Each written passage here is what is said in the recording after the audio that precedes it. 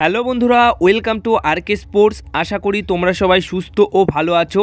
আজ সন্ধ্যা 7:30টার সময় শ্রীনিধি ডেকানের বিরুদ্ধে কালিঙ্গ সুপার কাপের প্রথম ম্যাচ খেলতে চলেছে মোহনবাগান দল। মোহনবাগান দল যাদেরকে হাতে পেয়েছে বা মোহনবাগান দল শিবিরে যারা ন্যাশনাল টিমের ডিউটির জন্য খেলতে পারছেন না বা যারা ইনজুরির জন্য খেলতে পারছে না, তাদেরকে বাদ দিয়ে যে সমস্ত প্লেয়ারদেরকে হাতে পেয়েছে ক্লিফোর্ড, মিরান্ডা এবং হাবাস, তাদেরকে নিয়েই আজকের অভিযান শুরু করতে চলেছে সুপার কাপের।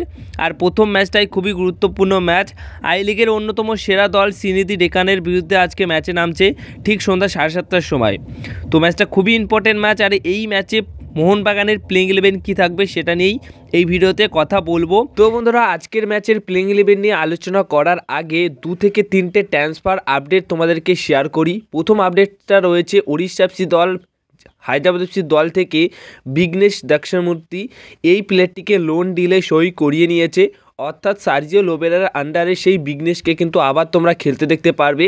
এবং আরও এক প্লেয়ার হায়দ্রাবাদ এফসি দল ছেড়ে অন্য একটি দলে সই করে নিল। তো হায়দ্রাবাদ এফসি দলের এখন কিন্তু আরও সমস্যা বেড়ে গেল।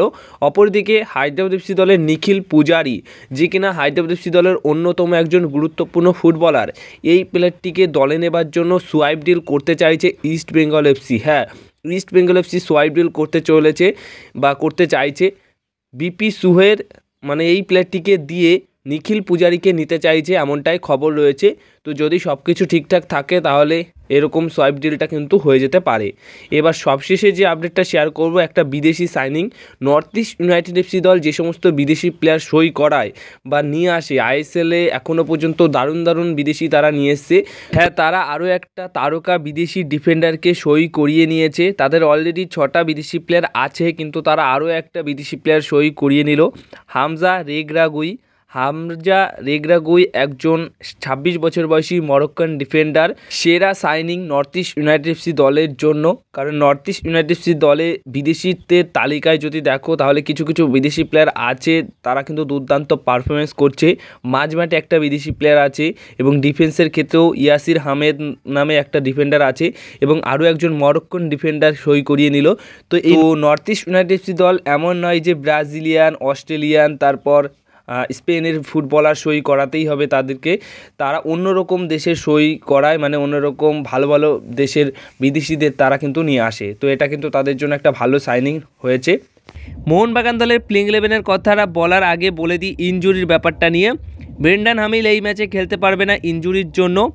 এছাড়া খেলতে পারবে না হামতে, গ্লেন মার্টিন্স, আনোয়ার আলী, এরা গেছে, তবু মোটামুটি তাদের না খেলার সম্ভাবনাই বেশি। মোটামুটি এইটুকু খবর রয়েছে যে সেকেন্ড এবং থার্ড ম্যাচ, অর্থাৎ দ্বিতীয় এবং তৃতীয় ম্যাচে হামতে, গ্লেন মার্টিন্সের খেলার চান্স থাকলেও আনোয়ার আলী কিন্তু কোনোভাবেই সুপার কাপের কোনো ম্যাচে খেলতে পারবে না। কারণ তার পুরোপুরি সুস্থ হতে বা পুরোপুরি ম্যাচ ফিট হতে কিন্তু 1 মাস মতো সময় লেগে যাবে। আর ফেব্রুয়ারি মাসের আইএসএলে তিনি খেলতে পারবেন। এবার প্লেইং 11টা কেমন হতে চলেছে সেটা নিয়ে কথা বলা যাক। বন্ধুরা, মোহনবাগান দলের প্লেইং 11-এর ফরমেশন যেটা থাকবে সেটা হচ্ছে 4-4-2 ফরমেশনে গোলকিপারে খেলবেন আর শেখের পর ডিফেন্সে খেলার জন্য থাকছে 2 জন সেন্টার ব্যাক পজিশনে, হেক্টর ইউস্টে এবং অন্য একজন প্লেয়ার সুমিত রাঠি। এছাড়া কোনো অপশন নেই, কারণ ব্রেন্ডান হামিল চোটের জন্য খেলতে পারবে না। যেটুকু খবর রয়েছে তাকে রেস্ট দেওয়া হচ্ছে প্রথম ম্যাচে অন্তত, কারণ তার যে ইনজুরি হয়েছিল, হ্যামস্ট্রিং ইনজুরি, সেটার জন্যই তাকে মোটামুটি 2 সপ্তাহের মতো রেস্ট নিতে হচ্ছে। নাহলে তিনি এই ম্যাচে অবশ্যই খেলতে পারতেন। এবার দেখা যাক, খেলার চান্স একটু হলেও থাকতে পারে, কিন্তু শুরু থেকে সুমিত রাঠির খেলার চান্স প্রবল রয়েছে।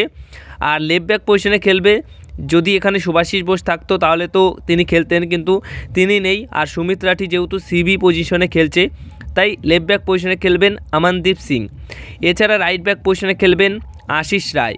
এবার মাঝমাঠের কথা যদি বলি, তাহলে মাঝমাঠে 2 জন সেন্টার মিডফিল্ড পজিশনে খেলবেন, অভিষেক সূর্যবংশী এবং হুগো ভোমস, ক্যাপ্টেন আমাদের।